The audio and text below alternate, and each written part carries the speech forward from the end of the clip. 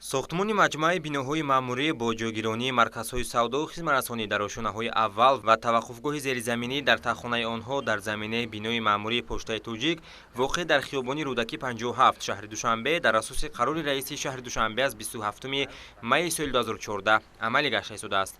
فرمایشگر انشاءات خدمات علاقه نزدی حکومت جمهوری تاجیکستان بوده. در اساس فرمایش حکومت مملکت از 1 مارس سال 2016 جمعیت دارای مساحت محدود نیاگرا آ همچون پودرچی اساسی با مقصد سریع وقت به انجام رساندن ساختمان مجمع بیناهای معموری پشتای توجیک معین شده است. لایحه انشاءات از جانب اتفاق معماران تاجیکستان در همبستگی با جمعیت سهامی گشوده شهرآفر تهیه گردیده. از تشخیص ریاست اکسپرتیز دولتی غیر اداروی حجت‌های لایحه‌ای شهرسازی گذرانده شده است و دارای خلاصه مثبت اکسپرتیزا میباشد. لایحه مجمع بیناهای معموری خدمات علاقه در شهر دوشنبه در نتیجه آزمون بین الخلقی که سال 2013 اعلان شده بود و در آن 16 تشکیلات لایحه کشی اشتراک کردند. 16 لایحه پیشنهاد گردید. 2 لایحه از طرف تشکیلات لایحه کشی روسیه هم اشتراک کرد. 14 لایحه از جانب تشکیلات لایحه کشی و معماران تاجیکستان پیشنهاد گردیده بود. در نتیجه این آزمون 3 لایحه بهترین را انتخاب کردند و در بین این 3 لایحه این لایحه‌ای که حالا ساخته ایستادند جانبداری کرده شد. برای مستحکم گردانی این بنا ما برای همکاری انستیتوت پژوهشگاه لایحه‌کشی شهرآفر را دعوت کردیم و با همراه آنها قسم کنسترکتیوی و باقی مانده‌اش را خود اتفاق معماران به جا آورد. مجمع در مساحت 119 گکتار بنیاد شده ایستاده است. طبق لایحه انشاءات از 2 بینای 25 آشانه و 1 بینای 30 آشانه عبارت بوده. قسم زیرزمینی و 4 آشانه اول با هم پیوست میباشند. در قسم پایانی انشاءات توقفگاه 3 آشانه برای 350 автомашина، حجره‌های تکنیکی و تالار لیفت و زینه‌پایه‌ها عبارت میباشد.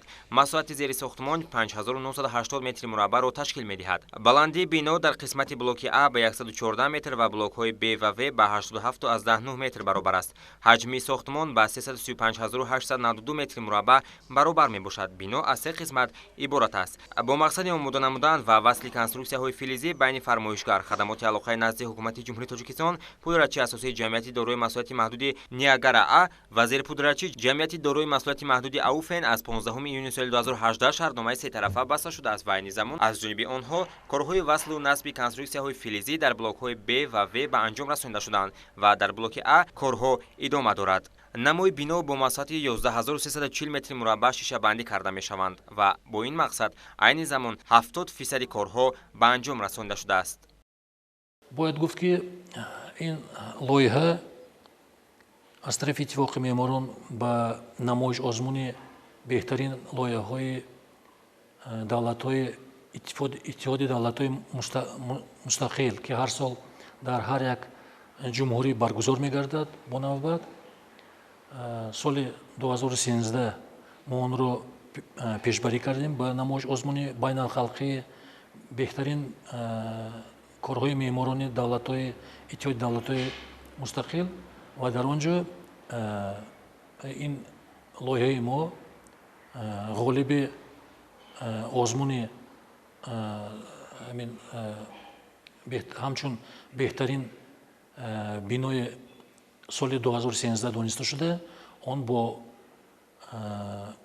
جایزه بلندترین گران پری مناسب گردانده شده.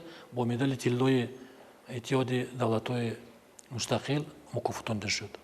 طبق نقشه تا 1 سپتامبر سال جاری باید کارهای وصل و نصب کنسترکسی‌ها و آرایش نمای بنا به انجام رسانده شوند. نظارت صفتی کار، مسئله و کنسترکسی‌های فلزی نصب شونده، اینچنین کارهای آهن و بتونی یک لخت آشانه‌پوش انشاءات تحت نظارت آزمایشگاه انستیتوت ژئولوژی ساختمانی با زمینجویی تاب‌آور و سیسمولوژی اکادمی ملی علم‌های تاجیکستان واگذار کرده شده است. با مقصد تامین رعایت طلبات سندهای معیاری حقوقی جمهوری تاجیکستان، نظارت دولتی از جانب خدمات نظارت دولتی معماری و ساختمانی کمیته معماری و ساختمان سخنرانی نزد حکومت جمهوری تاجیکستان عملی شده ایستاده است. بنای خدمات علاقه نزد حکومت جمهوری تاجیکستان از جمله باشکوه‌ترین انشاءات در پایتخت دانسته می‌شود که در آن آخرین مرحله کارهای ساختمانی جریان دارد. در اساس اطلاع مسئولین این بنای خوش‌طرح و زمانوی در دایره تجلیل 30 سالگرد استقلال دولتی جمهوری تاجیکستان مورد استفاده قرار می‌گیرد. ولی جان شریف زاده، اسکندر دودربک برای برنامه اطلاعاتی وقت.